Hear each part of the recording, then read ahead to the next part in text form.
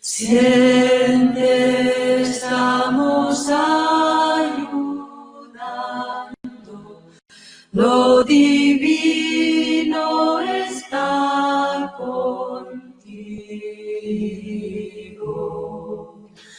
Siente, el niño está en la puerta, vivirá para abrazarte. Siente, estás en buenas manos y eres parte de la tierra. Tienes lo que necesitas, Madre de todos nosotros. Siente que el momento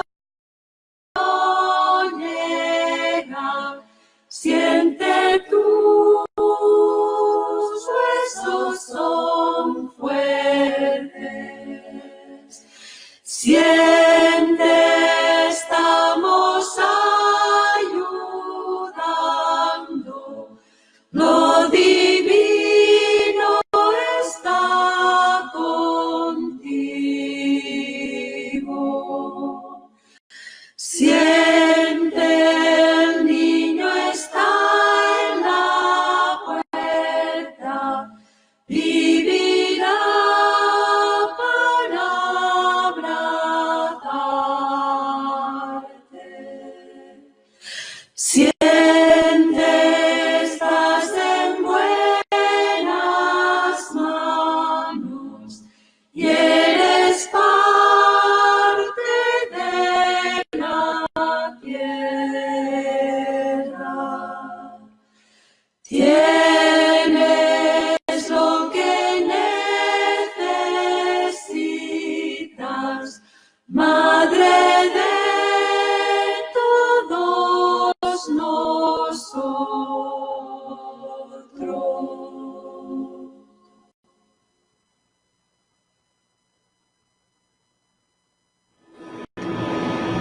Muy buenos días a todos, bienvenidos a Mommy Relax al aire. Y como siempre es un placer estar aquí con ustedes. Y bueno, pues hoy, como cada mes, tenemos un invitado de siempre de lujo, que es nuestro querido doctor José María Pino Rosado. Gracias.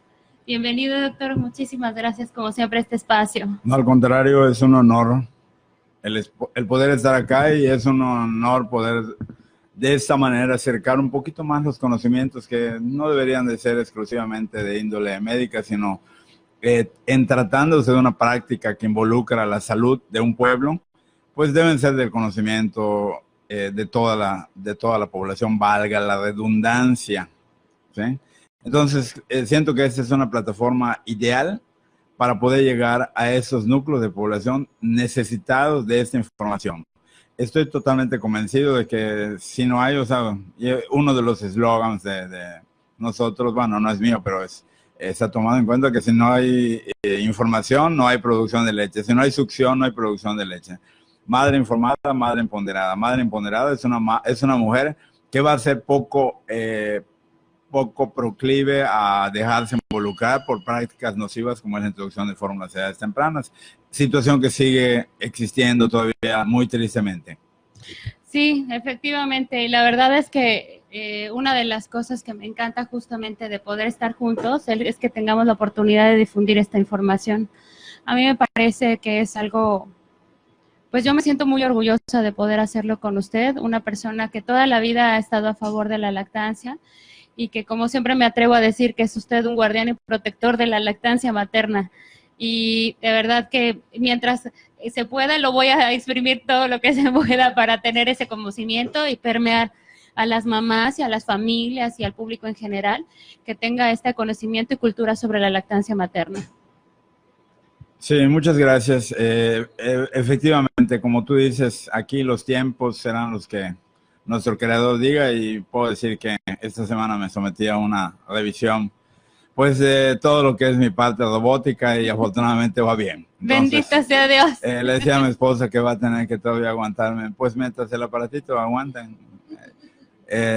Y por lo que respecta a los pacientes, pues cuando les digo a los pacientes, ¿sabes cuánto nos toca este chamaquito? Pues doctor, espero que en el caso de las niñas, hasta que cumpla 15 años y baile su vals, digo, bueno, que cumpla 15 años y el vals quizá no. Bueno, pero el día de hoy, como habíamos quedado, tratando de llevar un orden de las cosas, sistematizado de la información que vamos a dar y tomando en cuenta lo que ocurre a nivel de nuestra comunidad yucateca, se me antojó que pues empezamos por algo general en el programa pasado, tratando de animar por este medio a la mayoría de las mamás en ciernes o a las que ya están amamantando, para que o que lo inicien o que lo sigan haciendo o aclarar dudas. Sin embargo, ahorita, la semana pasada se difundió una noticia que es muy halagüeña, en el sentido de que gentes que estuvieron a cargo de nosotros en su formación pediátrica forman parte de los cuerpos directivos y los cuerpos profesionales de un hospital como es el hospital, bueno, uno de nuestros grandes hospitales que tienen maternidades del Seguro Social, que es lo que se llama la T1, que es el HGR número 1, por sus siglos, Hospital General Regional número 1, que ya está nominado como Hospital Amigo del Niño. Yo le sigo diciendo del niño y de la madre, aunque la iniciativa dice el niño y de la niña. Los españoles, inteligentemente, porque ellos tienen la RAE, les dicen Hospital de los Niños. Sí.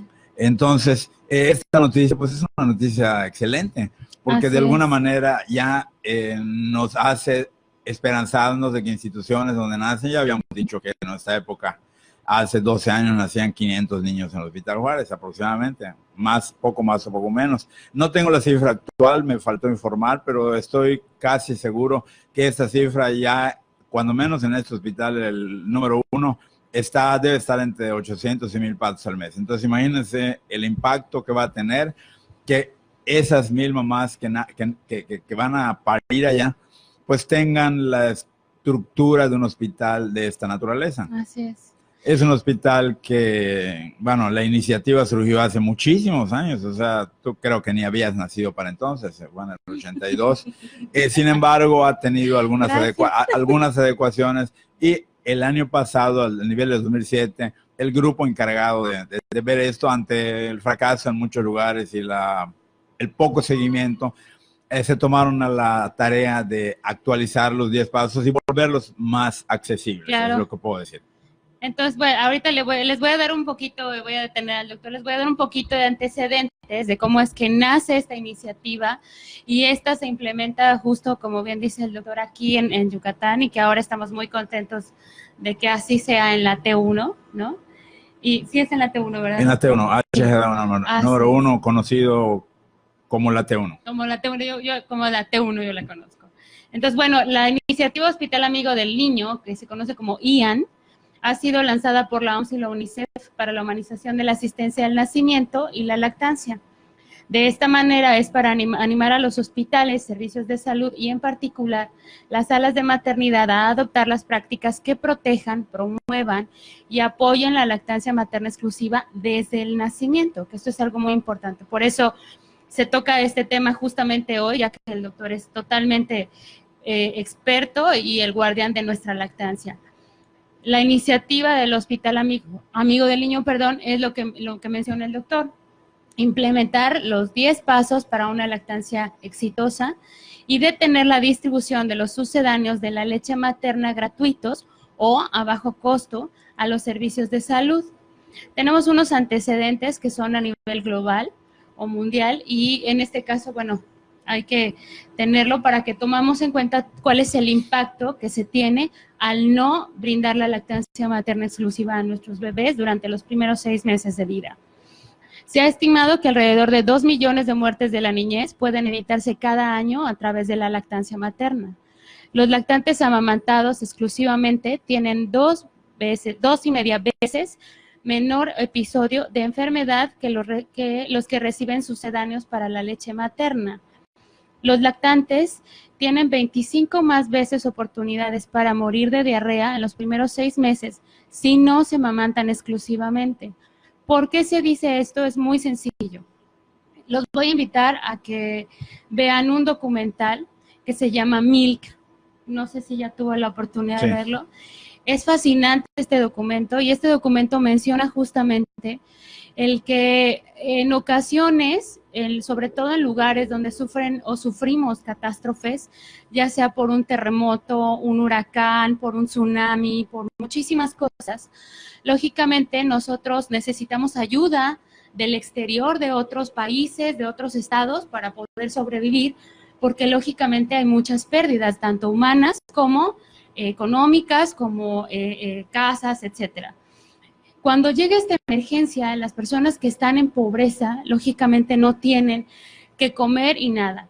Y desgraciadamente llegan las industrias, las grandes industrias de fórmulas lácteas, a regalarle a toda la gente como si fuera dulces y fuera además lo mejor para los bebés, cuando en estricta teoría, y a lo mejor me lo van a tomar a mal, lo peor que podemos hacer es regalar fórmulas lácteas a mamás que amamantan a sus bebés.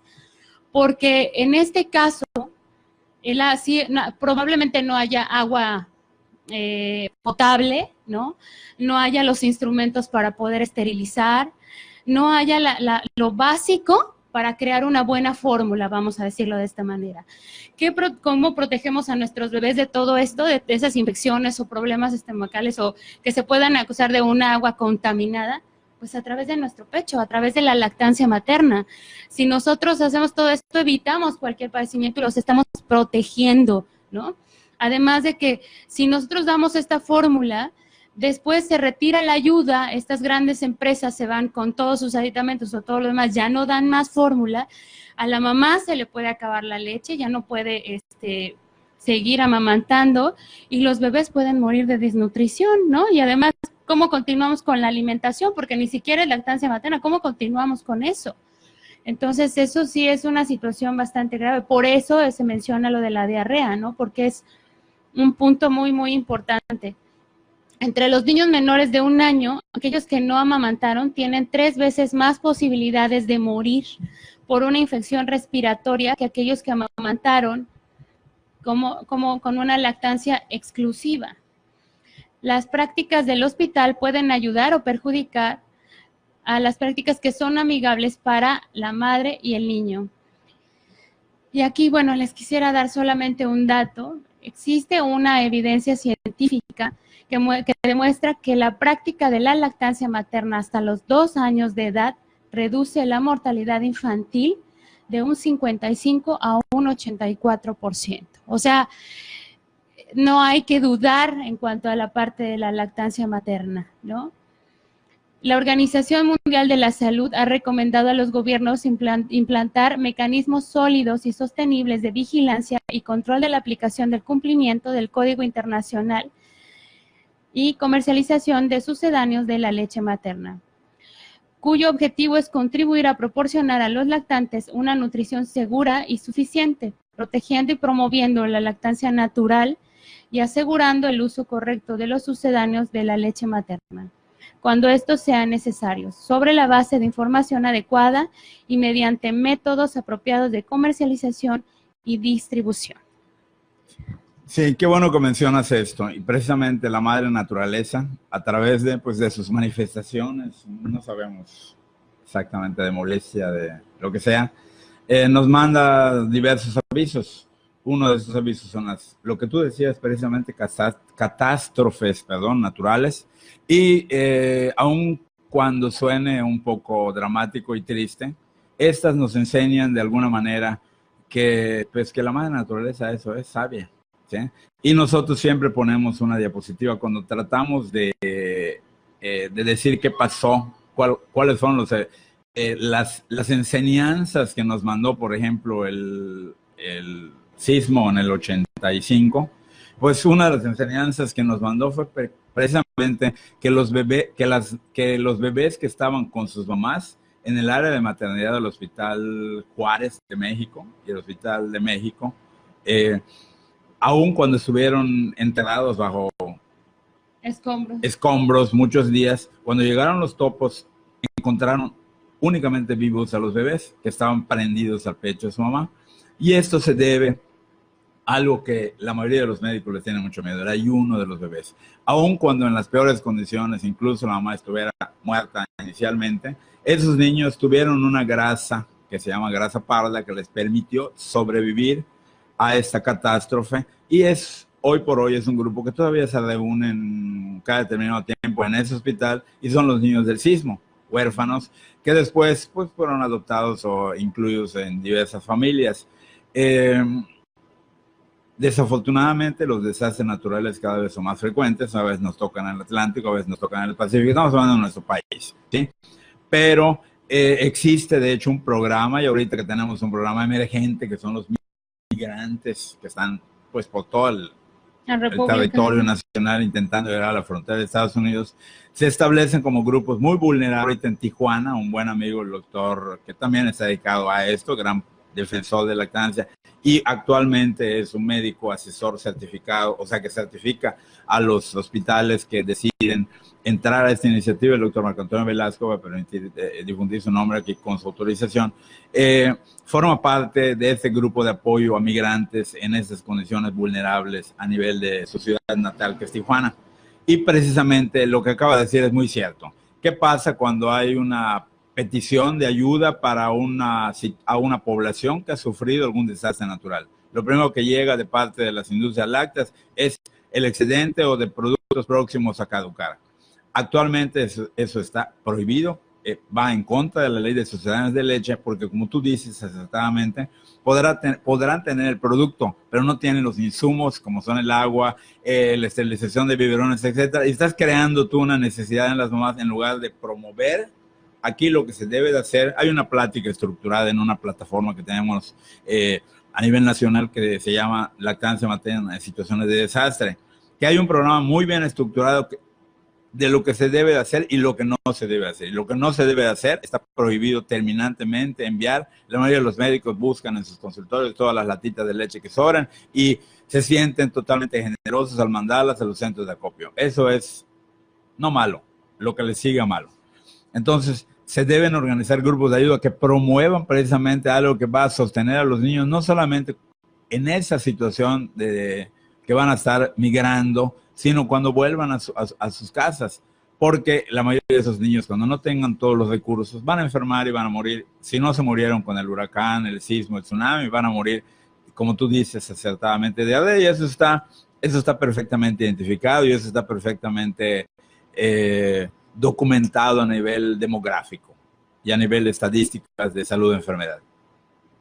Entonces, bueno, ya que hablaste del código, las adecuaciones hechas en este año 2018 a los 10 pasos hablan precisamente de una mayor observancia del código. Y perdóname porque estoy hablando quizá de los últimos 10 pasos. El primer paso, se mantuvo el orden en que fueron puestos. Y el primero es que, yo como siempre les digo, nadie puede dar lo que no tiene. Claro. Si yo no tengo aquí un libro que me dice cómo debe de actuar cada personaje del hospital en apoyar a ese binomio o esa díada o tríada que va a tener a su bebé a un hospital, pues no lo voy a poder hacer. No tengo la información. Entonces, primero hay que elaborar un documento que diga quién, cómo y cómo se deben hacer estas acciones.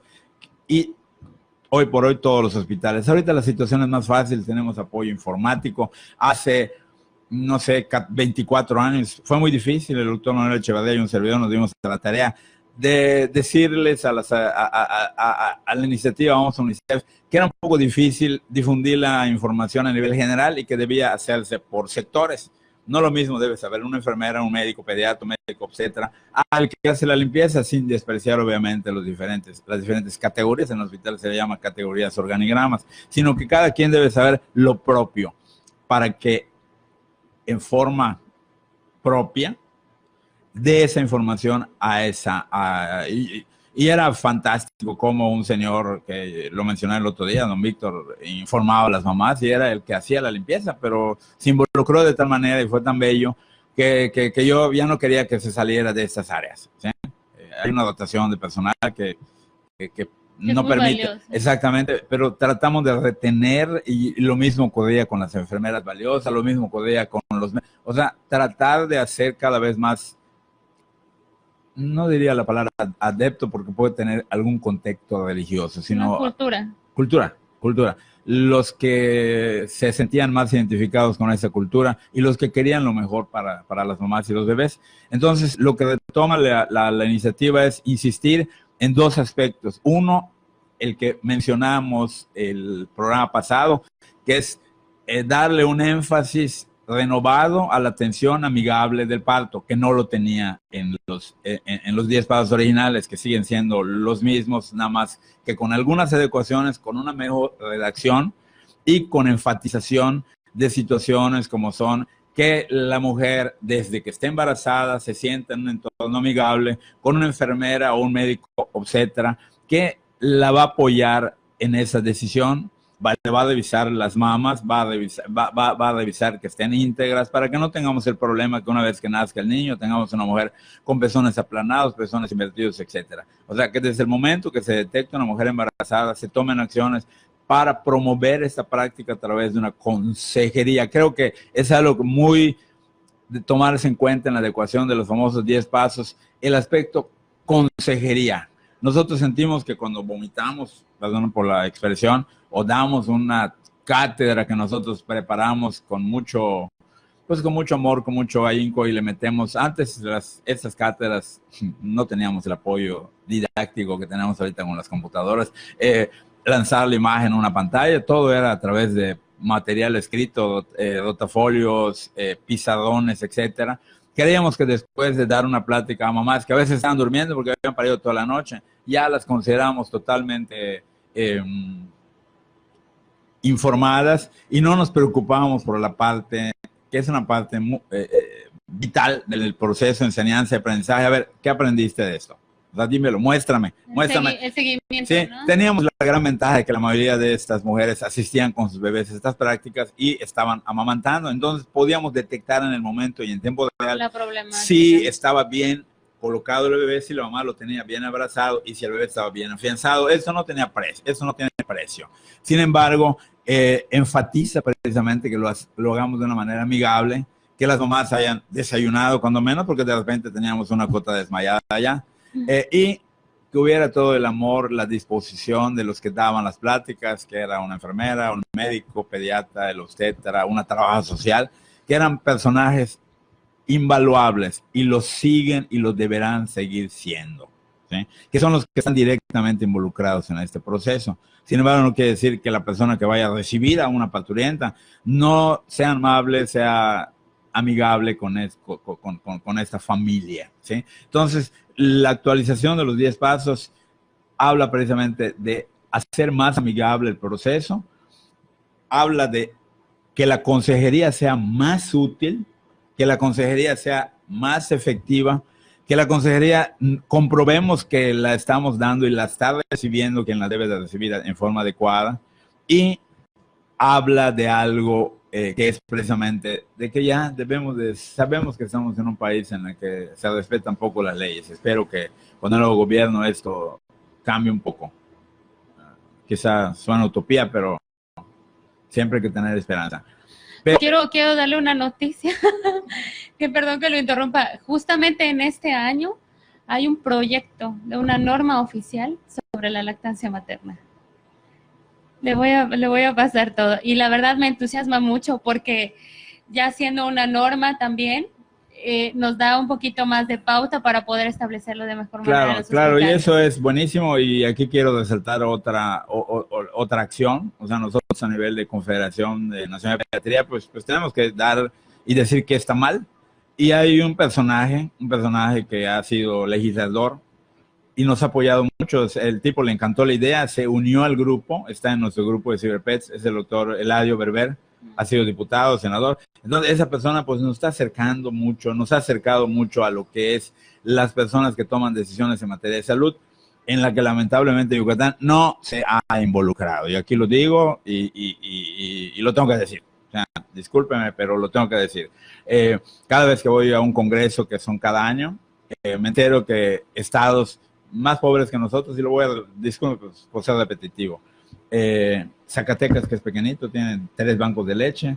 El Estado de México, que es una población conurbada alrededor de una gran ciudad, tiene 10 bancos de leche y tiene un programa muy bien estructurado que se llama Estrategia de Lactancia Materna dentro de las dependencias denominadas Secretaría de Salud. Esperemos que ahorita que estos tiempos están cambiando, lo podamos hacer.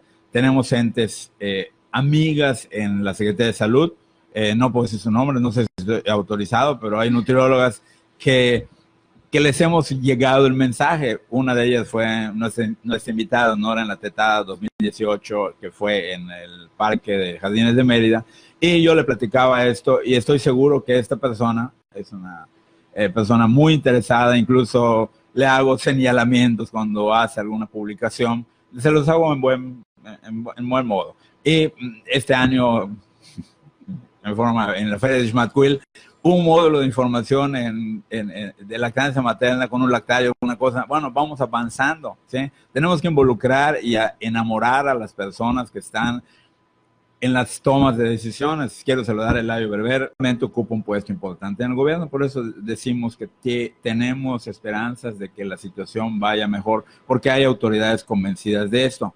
Y esas personas, y ella sin tener absolutamente, bueno, digo, lo que tenía en común es que amamantó exitosamente a 5 hijos, y sus yernos y sus nueras y sus hijas, bueno, una de sus hijas amamantan exitosamente a sus bebés. Entonces, ella y su hermana, pues formaron parte de esa pequeña. En ese tiempo no teníamos realmente la Liga de la Leche, formaron nuestra pequeña Liga de la Leche, que a nivel de apoyo extrainstitucional daban esa información. De igual manera, se les daba una lista de gentes a las que acudir en los diferentes turnos. Si les era más fácil ir al hospital, si vienes a las 8 de la mañana, pues puedes ver a fulanito, fulanita, gentes que estuvieran situados en lugares estratégicos para que pudieran apoyar. Esto actualmente siento que puede ser más fácil. De hecho, los grupos sociales bien estructurados, yo digo que el Internet puede ser muy bueno o muy malo. Muy bueno cuando se utiliza con fines buenos, prácticos e informativos, con información de alta calidad científica. Estamos hablando de información a nivel de lactancia. Así es. Hay muchas páginas, hay muchos grupos, cada uno tiene sus características y peculiaridades, y que informan. O sea, actualmente una mujer está dando la teta de un lado y tiene el teléfono de otro lado, porque pues tiene una mano libre muchas veces, y cuando le ve se adapta, y puede estarse informando y puede unirse a grupos que altruistamente dan esa información. De igual manera hay muchas expertas o asesores de lactancia que dan esa información a través de la red de líneas.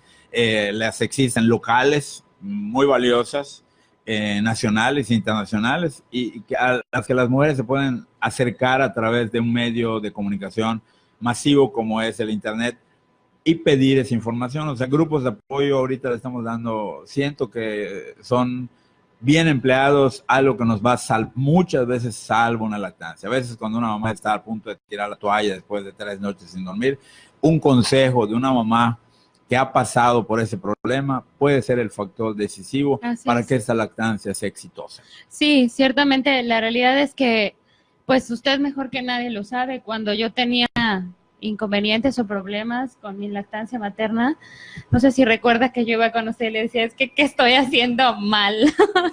Y usted siempre me animó, me alentó, y el rodearme de mujeres que amamantaban y que además llevaban ya no solo meses, sino años amamantando, también eso me motivó a hacerlo, ¿no?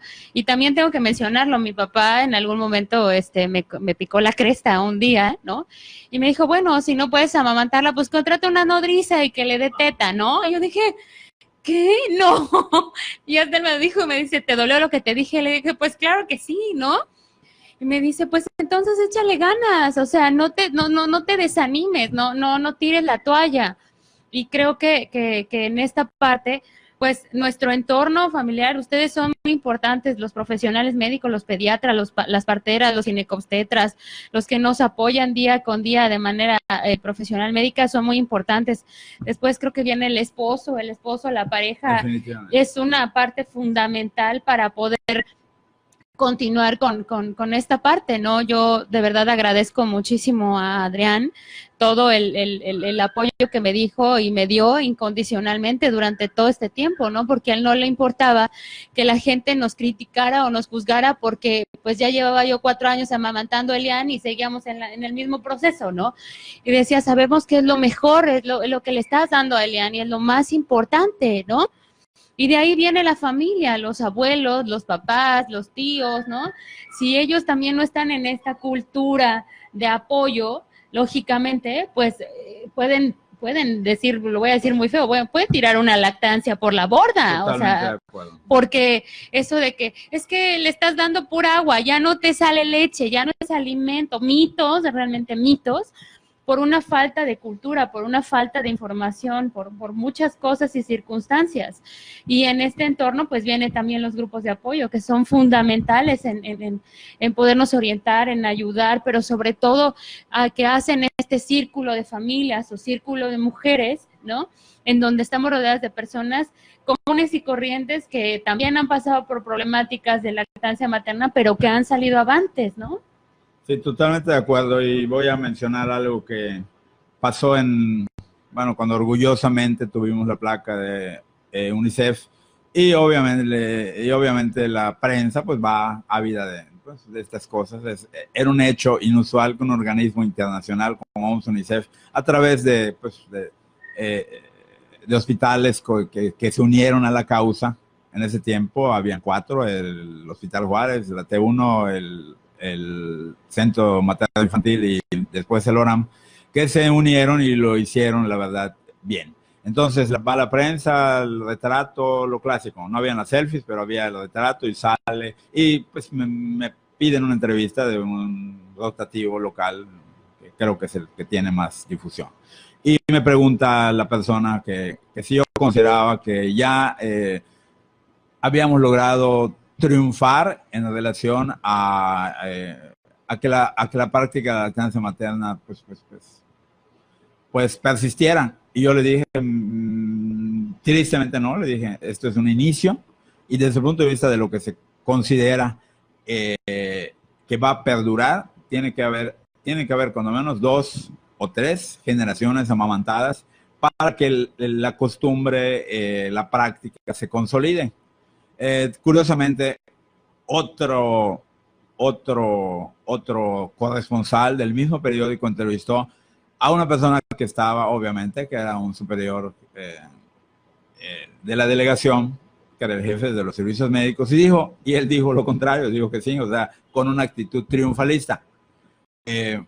Estaba muy emocionado por algo que había logrado la institución del que él tenía un cargo importante, y pues me hablan por teléfono porque pues en el periódico, en el Seguro Social, hay una persona que lee todas las noticias, y me hablan de la oficina y me dijo que ¿por qué había declarado? Pues digo, porque es la verdad. Y si me preguntas si voy a retractarme, bueno, no voy a retractarme porque así es, y tristemente el tiempo me ha dado la razón. O sea, si se abandona la continuidad de los programas, todos estos es lo que pasa, se van a ir para abajo, que es lo que pasó, y ahorita afortunadamente se están retomando.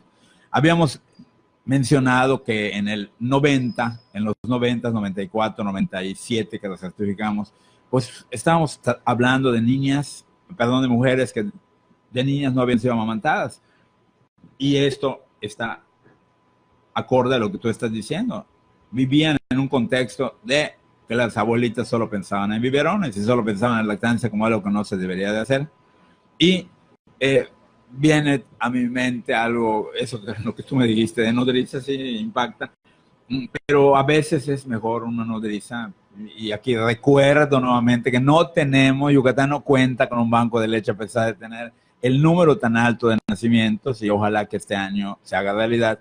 Y recuerdo a nivel particular En el caso de una bebé que por razones de índole medicamentosa y de índole propia de la bebé, más que de nada por el tipo de medicamentos que tomaba la mujer. Últimamente, con todos los conocimientos de farmacodinamia, farmacológicos, esta lista de medicamentos se ha reducido.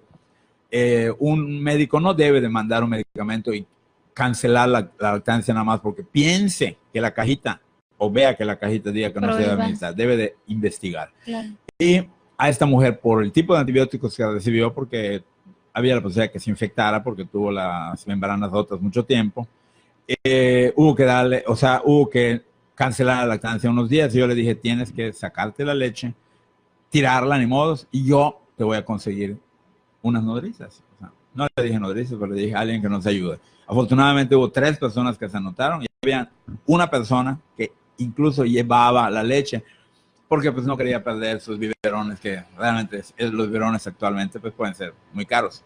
Y yo pasaba como lechero a casa de una niña que fue mi paciente recién nacida y que estaba amamantando exitosamente y que tenía un excedente de leche humana en su casa y pasaba después. Entonces, al tercer día ella habló con el ginecólogo y le preguntó la opción de darle otro medicamento que sí, y ella investigó, le di la página, investigó, ¿por qué no me mandas esto en lugar de esto? Y cuando sacamos a la niña, la niña estaba adelante en la terapia intensiva para uso de antibióticos profilácticos que evitaran que se infectara y porque tenía algunos datos que se llaman datos indicativos de que pudiera estar infectada. Al cuarto día de que la lechería ya estaba perfectamente humana, estaba perfectamente establecida y previo al egreso de la niña, y yo digo, pues ahorita lo ideal es que la niña pase un cuarto, tú te ingreses a un cuarto y al segundo día me dijo, doctor, creo que ya no voy a necesitar la ayuda de esas personas, me gustaría conocerlas cuando menos su teléfono, yo les agradeciera porque no tengo palabras para decirles gracias. La niña, y ella se empoderó y a partir de ese momento la niña solo mamó de su seno. Es una pareja a la que yo quiero muchísimo, tienen una vida verdaderamente hermosa, es una pareja muy emprendedora, muy trabajadora, se dedican al aspecto de la pastelería, gastronomía, el hombre es un artista creativo, deportista, etcétera. Yo los quiero muchísimo, como les quiero a ustedes, como quiero Gracias, a la mayor parte de la gente que nos unen este tipo de lazos que son, creo que el más importante es que quizá que los familiares, que es el bien común de una personita que necesita no solo de los cuidados de su pediatra, sino ante todo de los cuidados de toda una familia. Sí, y algo que hay que recalcar es que es bien importante, doctor, lo que acaba de mencionar. Generalmente estamos o pensamos o tenemos el mito, porque creo que es un mito, de que cuando la mamá está tomando medicamentos, ¿no? Se tiene que quitar o evitar la lactancia materna, cuando en muchos de los casos se puede sustituir por un medicamento compatible, exacto, para evitar esta situación, o que en el peor de los casos, pues solamente se haga por un periodo de tiempo en lo que la mamá lo necesita, ¿no? Y pedir la ayuda de alguien más, o también puede haber la opción de que si se puede, si la mamá necesita no entrar en un tratamiento, pues previamente hago mi extracción, ¿no? Claro. Hago mi banco de leche, que eso es algo bien importante para prevenir cualquier situación que se llegue a presentar. Y entonces, si hay algún problema, entonces yo empiezo a tomar de mi banco de leche. O sea, es fundamental que fomentemos esta información también, que no es que, ¿cómo decirles?, evitar la circunstancia, pero creo que sí debemos de tomar en cuenta que si nosotros desde una temprana lactancia nos crea nuestro banco de leche, también podemos tener o prever circunstancias posteriores. O si yo amamanto, vamos a suponerlo, 3 meses, porque ya voy a entrar a trabajar, ¿no? Si desde antes empiezo a crear mi banco de leche, está perfecto, porque sigo protegiendo a mi bebé, ¿no? Sigo dándole la parte de la lactancia materna, o tengo ahí mi banco para cuando yo lo necesite y no pueda amamantar, que es algo muy importante. Entonces, creo que hay muchas situaciones y circunstancias que se pueden hacer con respecto a la lactancia materna y que evitamos, ¿no?, en este aspecto. Y hay una página donde se puede consultar, que es la famosa e-lactancia.org, ¿no?, donde En se español. puede corroborar, así es, en español, y esta página es muy amigable, aunque sí hay que conocerla, hay que aprender a manejarla, hay que aprender varias cositas dentro de la página, pero me parece que es excelente. Y si ustedes van con los médicos, incluso ginecobstetras o con los pediatras y todo, les pueden decir, oiga, puede consultar esta página, no, mire, este medicamento que usted me está mandando tal vez no es compatible o tiene un riesgo alto, ¿qué le parece si lo hacemos con algo que me ayude y que sea exactamente lo mismo, ¿no? Así es. Como que hay muchas, la verdad hay muchas cosas que se pueden manejar para poder hacerlo. Y rápido le voy a dar unos comentarios. Abraham Castillo Achach dice, Doc, tiene que aguantar, ya llega su nueva paciente, así que por favor, Caracola Cósmica, me encanta oírle, gracias. Caracola Cósmica, saludos mi queridísimo doctor, abrazos miles. Caracola Cósmica, definitivamente nos necesitamos para seguir adelante. Gracias a esos dos comprometidos, mi querido Doc Pino, muchísimas gracias. Y bueno, ahora vamos a cambiar un poquito de tema. Dígame, por favor, porque parte de lo de el miedo o a veces que no, dentro de la iniciativa de Hospital del Niño es las mamás con VIH pueden amamantar. Además de que quiero decirles que en Yucatán, desgraciadamente, estamos en el segundo lugar a nivel nacional con VIH. Esta es una situación complicada, ¿no? Pero cuéntame, ¿cómo está el VIH para poder amamantar a las madres? Sí, definitivamente las estadísticas no mienten, son duras. Cada vez más mujeres que teóricamente no tienen una vida sexual variada, o sea, que se acuestan con el mismo hombre que se infecta por allá. Y inocentemente se contagian. Aquí sí, definitivamente, el criterio actual, lo que rige para México, es que una madre seropositiva no puede ni debe amamantar. Eso es algo, un hecho categórico. Nos duela mucho o no nos duela, no puede amamantar. La identificación temprana de una madre en gestación permite que se dé tratamientos antirretrovirales y disminuya la posibilidad de la transmisión vertical, o sea, transmisión de placenta a feto. Pero definitivamente, hoy por hoy, el que una madre sea seropositiva contraindica totalmente la lactancia. Eso es a nivel México. ¿Qué ocurre en comunidades africanas? Y eso ha permitido, o sea, por eso digo que la naturaleza es muy sabia, o sea, las condiciones de pobreza de la mayor parte de las poblaciones africanas han permitido que o la mamá VIH positiva, dicen que el VIH vino de África, infectada, su bebé solo tiene dos opciones. Morir o tomar lactancia. O tomar la leche infectada o morir, porque difícilmente pueda llegar la ayuda. No siempre llega la ayuda de fórmulas a todas las comunidades, sobre todo las muy alejadas. El Asia subsahariana es un área de desastre total y permanentemente, ¿sí? Sin embargo, eso ha permitido, o sea, ¿cómo son las cosas? La así como sobrevivencia. ha permitido la supervivencia, cómo esos niños no se murieron, o sea, porque si no se iban a morir o de hambre o de diarrea o de lo que sea, ¿sí? Entonces, el continuar la lactancia en estas mujeres ha permitido ver que esos niños no se murieron. Y es cuando empiezan los estudiosos de los componentes de leche y ven que hay algunas sustancias que se han estado investigando, que es específicamente un derivado de un azúcar, que es el isómero de un azúcar de un apellido de Lewis se escribe, Lewis se dice. Y curiosamente ese azúcar es protectora está en la leche materna y protege al niño de la infección. Sin embargo, no existen todavía el suficiente apoyo científico, la evidencia científica para poder decir, sí, vamos a dar leche en México, porque diríamos, entre comillas, afortunadamente, aquí el gobierno provee la compra de fórmulas para esas mamás cada vez más numerosas que se embarazan y tienen un hijo portadoras de VIH. Pero en África, las mamás siguen amamantando porque ya les dije cuáles son los dos destinos y curiosamente la mortalidad de los niños pues no es tan alta como debería de ser. Y estamos hablando de que los niños que esas mamás no recibieron antirretrovirales durante su embarazo, sino la pasaron allá como sea y el niño nació. Y es más, se está hablando incluso de posible detención, o sea, o desaparición de la seropositividad en esos niños gracias a estos componentes protectores de la leche humana. Entonces, ¿qué nos está dando la naturaleza? ¿Qué nos está hablando?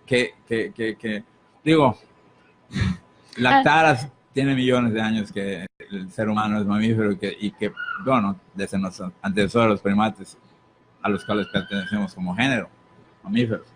Sin embargo, como ahorita la ciencia está apoyando que puedan haber elementos protectores, pero aclaro, en México es una contraindicación con la madre seropositiva amamante a su niño.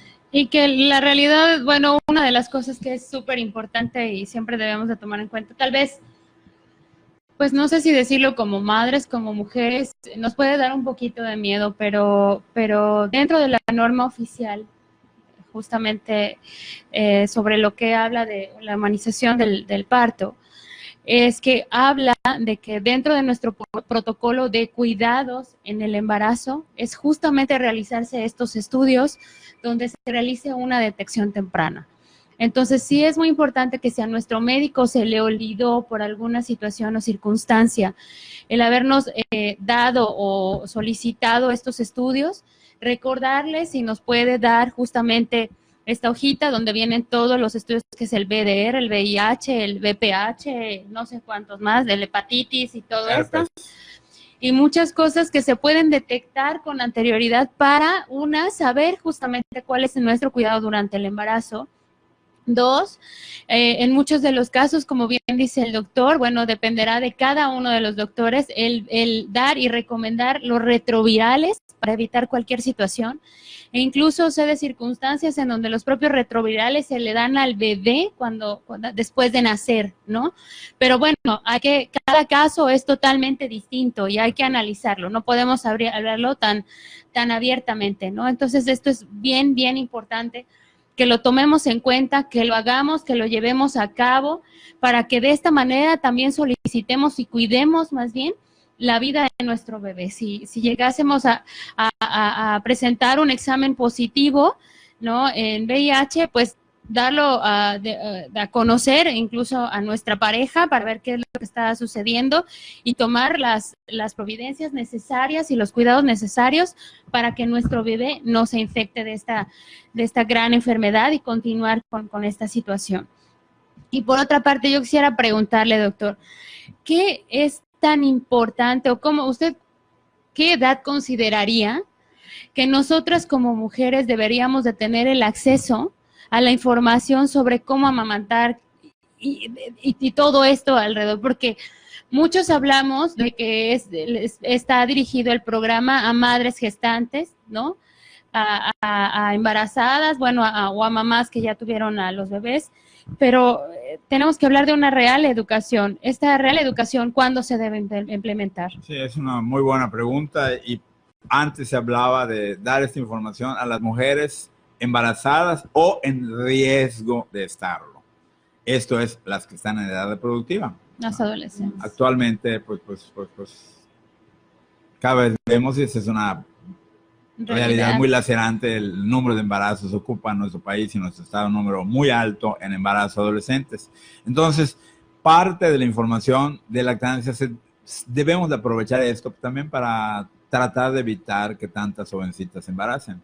Yo creo que se debe dar desde nivel primaria. Cada vez las jovencitas están iniciando actividades sexuales a edades tempranas y pues hay que decirles, o sea, lo que a muchos papás les parecería, están contaminando la mente de mi hija o de mi hijo. Estamos haciéndoles un mal, no enseñándoles métodos de prevención. Lamentablemente, hacerse de la vista gorda de que tu hija ya se acuesta con el novio o con sus novios, porque ahorita las parejas sexuales pueden ser múltiples, las estadísticas así lo dicen,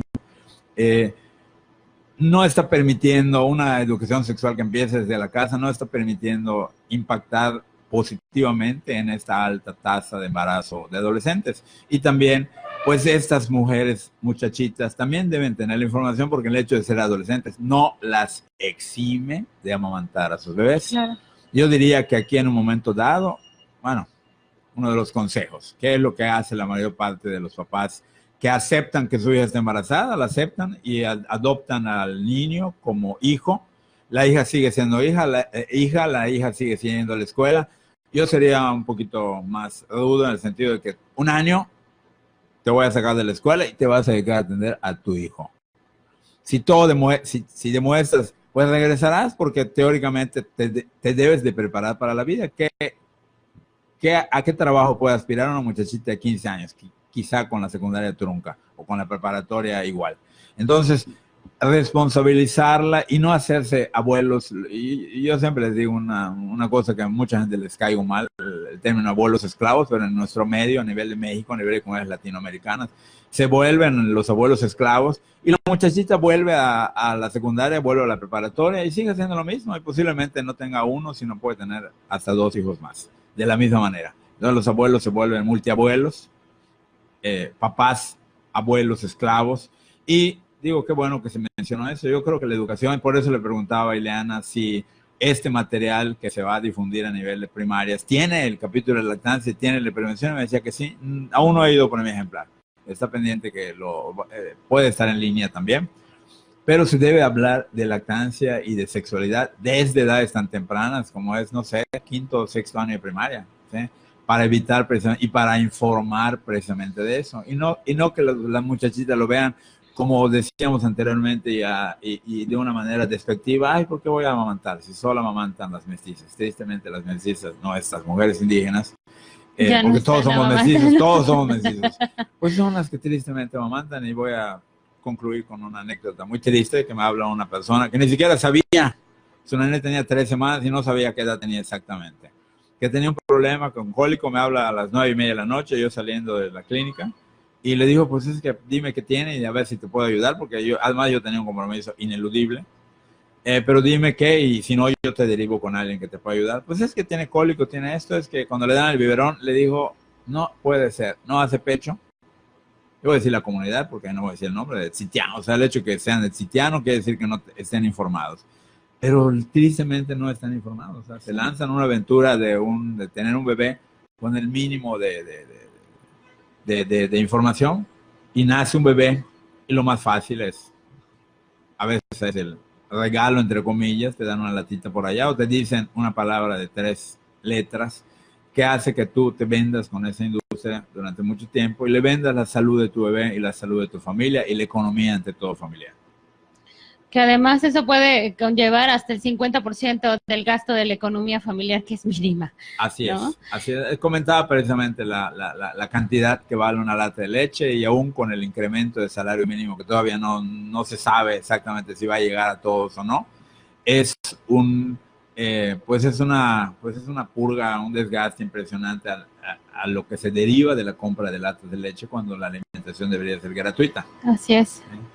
Y la realidad es que con la lactancia exclusiva o la lactancia materna no pagamos un solo centavo en realidad, ¿no? O sea, ahí no hay desembolso de dinero constante, ni tampoco esterilización de biberones, ni muchas cosas. Ahora sí que viene del envase directo. Y una de las cosas que sí creo mucho es en la parte de la educación y la cultura y el fomento de la lactancia materna. Y como bien dice el doctor, o sea, tenemos que empezar a tempranas edades. Pero ¿cuál es el centro? El centro debe ser la familia. Nosotros debemos de tener la conciencia abierta y de verdad educar a nuestros hijos desde nuestra casa en qué consiste todas estas situaciones, tanto la parte de la sexualidad como la parte de la lactancia materna. ¿Por qué? Porque nuestros hijos, al conocer más la información, van a estar más conscientes de la situación o de las circunstancias en las cuales se pueden involucrar a temprana edad. Tenemos que quitar como estos mitos, estos tabús que a veces nos envuelven, ¿no? Y comenzarlo y apoyarlos y ayudarlos. Pero nosotros tenemos que informarnos para poder transmitir esta información, ¿no? Es de verdad, yo creo que me parece que es fundamental y clásico que además los niños desde pequeños se familiaricen en ver a una mamá amamantando, en que lo vean como algo totalmente natural, ¿no? Y no... Hablamos con las personas sindicadas y hubo algo así como un desagravio que se convirtió en una experiencia muy positiva. con la soprano cantándole cunas a los niños, canciones de cunas, la presencia de Rafael y Julio vestidos con el salvo traje regional, la plática de ella en lengua maya. A Rafael la aprecio muchísimo, a Rafael Quena, que partera tradicional, muchos la conocen, y se volvió una experiencia negativa, la volvimos una experiencia positiva, como debe ser todos los actos de nuestra vida. Sí, que además, bueno, en este caso, sinceramente, aprendimos muchísimo. Lo más importante fue la unión de las madres, ¿no? El que nos conocimos muchas mujeres en este punto o en este museo, en donde nos sentimos